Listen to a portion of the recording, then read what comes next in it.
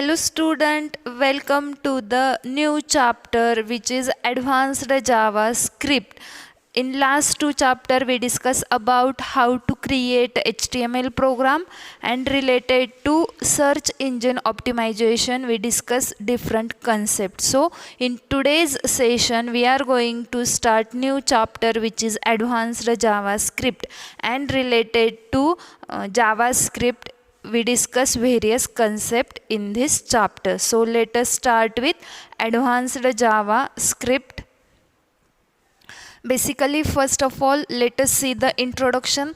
There is variety of scripting languages used to develop dynamic website. So last year ला पण 11th standard मध्ये पाहिलं होतं की जावास्क्रिप्टचा यूज हा डायनामिक वेबसाइट्स क्रिएट करण्यासाठी यूज केला जातो. JavaScript is an interpreted scripting language. An interpreted language is a type of a programming language that executes its instructions directly and freely without compiling machine language instructions in precise program. So basically, interpreted language is nothing but one kind of programming language in that we cannot compile the program before executing. That means without compiling program we can execute our code. So JavaScript मध्ये जो पण आपण code create करतो तो आपण direct web browser वरती execute करतो. म्हणजेच त्याला एरर काय काय येत असतील ते आपण एक्झिक्युशनच्या अगोदर फाइंड आउट करू शकत नाही किंवा फाइंड आउट करण्याची गरज पण नाहीये within JavaScript. Program is a set of instructions used to produce various kinds of output. So basically program is nothing but one kind of set. In that set we have a multiple instructions, and all those instructions executed one by one to produce output. JavaScript was initially created to make web pages alive. Making web pages alive is nothing but making a dynamic changes in that particular web pages, or we can change the content in particular web page. The programs in this language are called scripts. So basically through the JavaScript जे पण programme आपण write करतो त्या सगळ्या प्रोग्रामला काय म्हटलेलं आहे, स्क्रिप्ट म्हटलेलं आहे. सो बेसिकली आपण बेसिक इंट्रोडक्शनमध्ये पाहिलं की जावास्क्रिप्टचा यूज हा डायनामिक वेबसाईट बनवण्यासाठी होतो. And JavaScript is a interpreted language. Interpreted language means there is a no need to compile that program before executing. Then we saw program which is a set of instruction used to produce various kinds of output, and JavaScript is basically used to make web pages alive. And JavaScript is a one kind of a programming language which is called as a script.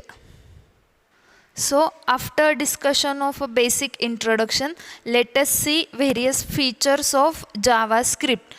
JavaScript is a lightweight scripting language because it does not support all features of object-oriented programming language. So basically JavaScript ही काय आहे, lightweight scripting language आहे. म्हणजे through the JavaScript जे पण codes आपण write करतो ते code as compare to other programming language त्या पर्टिक्युलर कोडची साईज काय असते, कमी असते. आता कम्प्युटरमध्ये जो डाटा स्टोअर होतो त्याची साईज कुठल्या फॉर्ममध्ये मेजर करतात हे आपण 11th स्टँडर्डमध्ये पाहिलं होतं.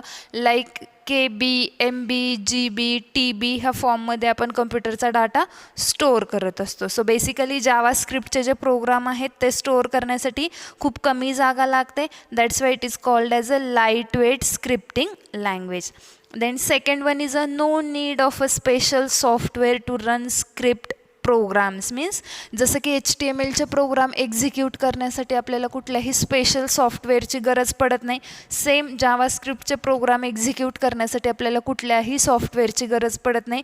जावास्क्रिप्टचे प्रोग्राम हे आपण HTMLमध्ये ॲड करून राईट करतो. म्हणजे स्क्रिप्ट टॅग हा आपण HTML कोडमध्ये ॲड करत असतो आणि त्याच्या थ्रू आपण जावास्क्रिप्टचे प्रोग्राम रन करतो. त्याच्यामुळे जावास्क्रिप्टचे प्रोग्राम एक्झिक्यूट करण्यासाठी कुठल्याही स्पेशल सॉफ्टवेअरची गरज नाही. नोटपॅडमध्ये आपण ते प्रोग्राम राईट करतो आणि वेब ब्राउझरवरती ते प्रोग्राम एक्झिक्यूट करतो. Then third one is JavaScript is a object oriented scripting language and it supports event based programming facility. So basically JavaScript ला काय म्हटलेलं आहे, it is a object oriented scripting language. आता what is mean by object and what is mean by event based programming language हे आपल्याला ह्याच चॅप्टरमध्ये पुढे बघायचं आहे. सो ऑब्जेक्ट जो असतो त्याच्या थ्रू आपण वेगवेगळे इन्स्टन्स क्रिएट करत असतो. जसं की आपण पाहिलं होतं लास्ट इयरला, with the help of a new character or a new keyword we can create object in JavaScript and it supports event based programming facility. Like everything happens within a website is basically depends upon event. means आपण button click केले तर on click event occur होतो, आपण cursor move केला तर on blur on submit असे events fire होतात. So basically ज्या पण गोष्टी जावास्क्रिप्टमध्ये परफॉर्म होतात त्या बेस्ड ऑन इव्हेंट्स असतात. Next one, it is a case sensitive programming language. दोन टाईपच्या प्रोग्रामिंग लँग्वेज असतात, केस इनसेन्सिटिव्ह अँड केस सेन्सिटिव्ह. आपण डेटा टाईप्स इन जावास्क्रिप्टमध्ये पाहिलं होतं की जर तुम्ही व्हॅर कॅपिटल ए राईट करत असाल तर तो कॅपिटल ए आणि स्मॉल ए हा वेगळा वेगळा आयडेंटिफाय केला जातो विदिन जावास्क्रिप्ट. ठीक आहे. So that's why it is known as the case sensitive programming language. म्हणजे तिथं तुम्ही कॅपिटल ए राईट करू शकता, त्याचबरोबर स्मॉल ए पण यूज करू शकता. त्याच्यामुळेच आपण जावास्क्रिप्टला काय म्हटलेलं आहे, it is a case sensitive programming language. The next feature of JavaScript is it can handle date and time very effectively. JavaScriptमध्ये असे खूप सारे बिल्ट इन फंक्शन्स किंवा बिल्ट इन मेथड्स आहेत की ज्यांचा यूज करून आपण डेट आणि टाईम रिलेटेड वेगवेगळ्या ॲक्टिव्हिटी इफेक्टिवली मॅनेज करू शकतो. आता कुठले कुठले date and time related object किंवा मेथड्स आहेत ते आपल्याला पुढं पाहायचे आहेत. Next one is most of the JavaScript control statement syntax is the same as the syntax of a control statement in other programming language.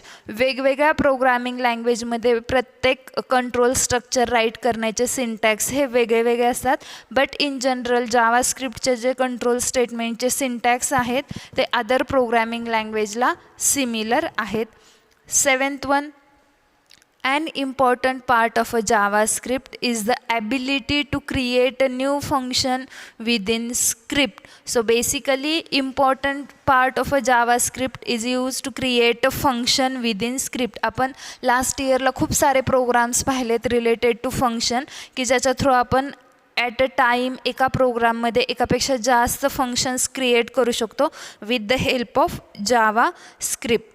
Declare a function in JavaScript using function keyword. आपण पाहिलं होतं की कुठलंही function right करायचं असेल जावास्क्रिप्टमध्ये तर आपण सुरुवातीला फंक्शन हा कीवर्ड लिहितो आणि त्याच्यानंतर name of that particular function write करतो. Okay. Then eighth one, software that can run on any hardware platform like PC, Mac, Sunspace, etc.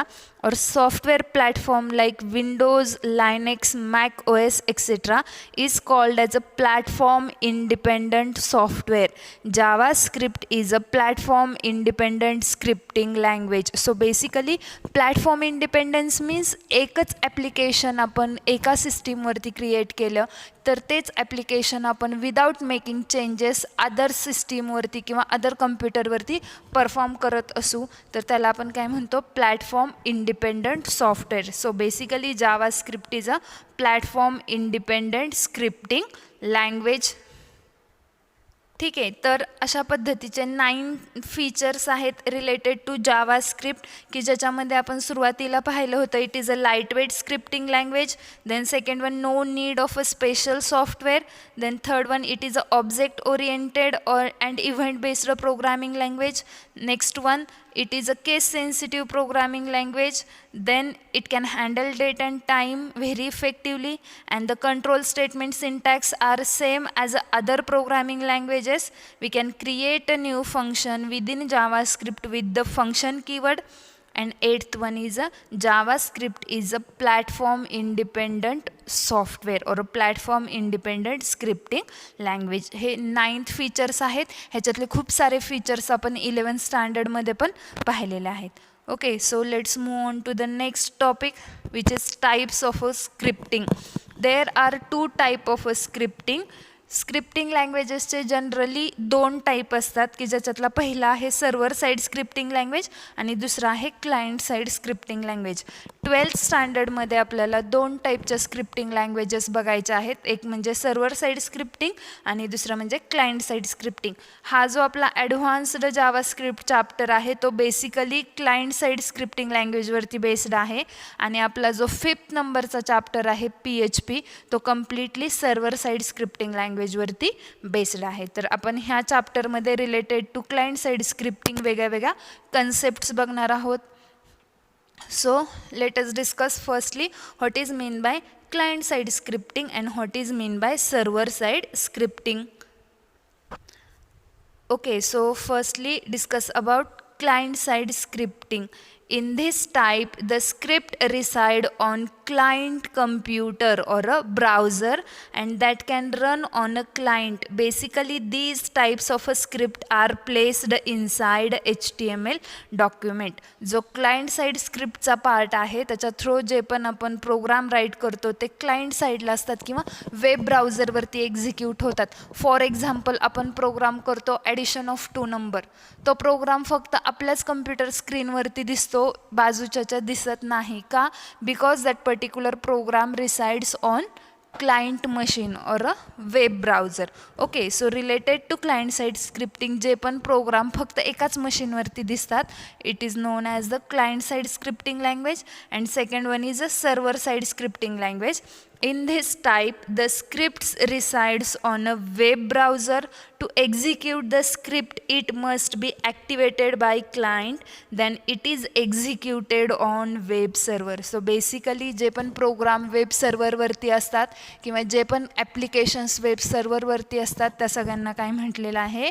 Server side scripting language. For example www.google.com he website सगळ्या सिस्टीमवरती same दिसते, but आपल्याला ती open करावी लागते आणि execute करावी लागते तरच ती आपल्याला डिस्प्ले होते. म्हणजेच ती पर्टिक्युलर वेबसाईट आपल्याला ॲक्टिवेट करावी लागते. सो ज्या पण सॉफ्टवेअर किंवा जे पण ॲप्लिकेशन्स आपले सर्व्हरवरती असतात त्यांना काय म्हटलेलं आहे? Server side scripting language. आणि जे पण सॉफ्टवेअर किंवा जे पण ॲप्लिकेशन आपण युजर सिस्टीमवरून एक्झिक्यूट करतो विदाउट युझिंग इंटरनेट ते सगळे असतात client side scripting applications. Okay, so दोन टाईपच्या स्क्रिप्टिंग लँग्वेजेस आहेत.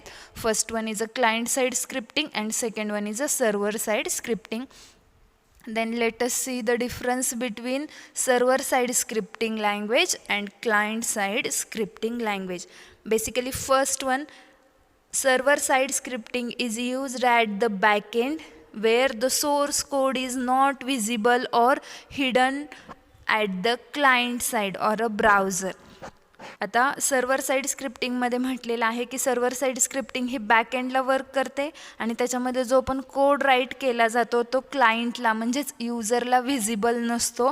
म्हणजे बघा Google.comचा कोड हा आपल्याला व्हिजिबल नसतो, फक्त आपण ते वेबसाईट ओपन करून त्याच्यामध्ये जे पण वेब पेजेस आहेत ते व्ह्यू करू शकतो.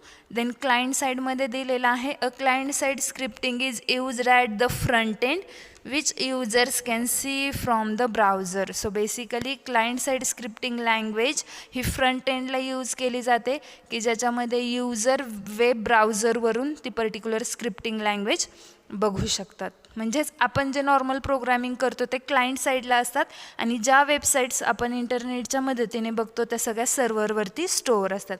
Then second one is a server side scripting is more secure than client side scripting and client side scripting is less secure than server side scripting. Okay, so basically server side scripting ही more secure आहे as compare to client side scripting आणि client side scripting ही less secure आहे as compare to server side scripting. का? कारण server साईडचा जो code असतो तो हिडन असतो, तो युजरला व्हिजिबल नसतो आणि क्लायंट साईडचा जो कोड असतो तो युजर इझिली व्ह्यू करू शकतो आणि त्याच्यामध्ये चेंजेस करू शकतो.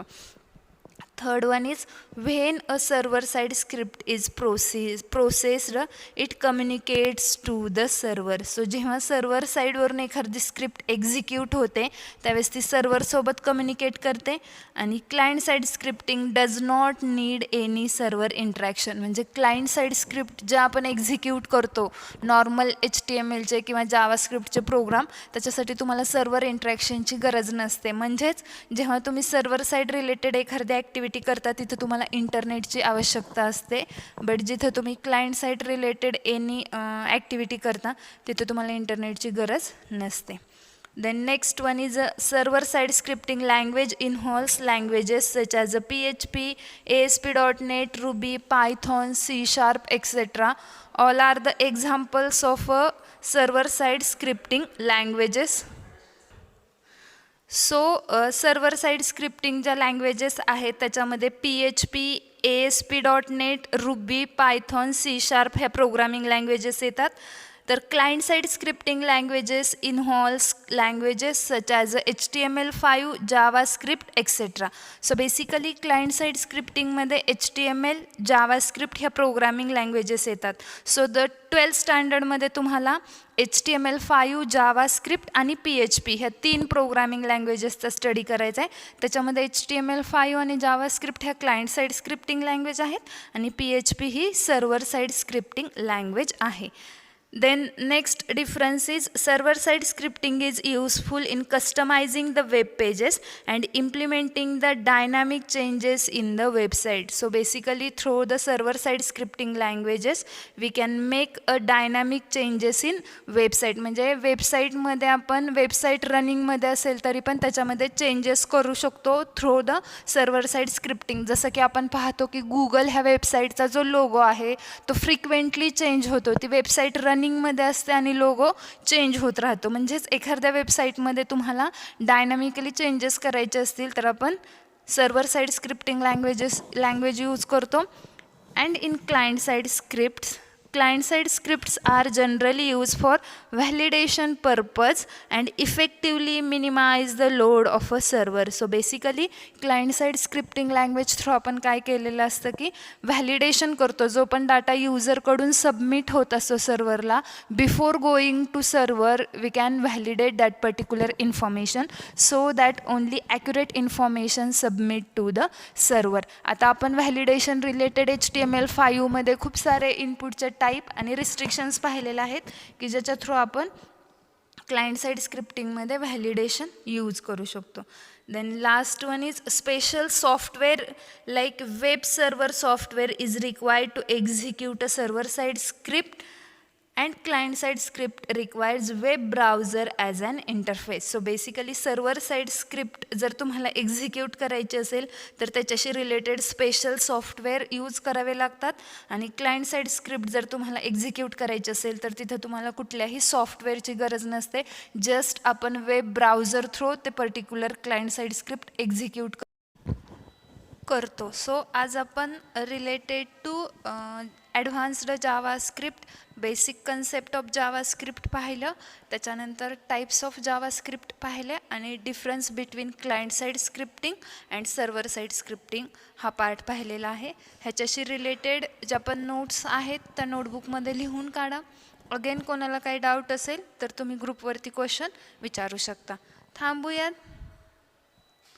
थँक्यू.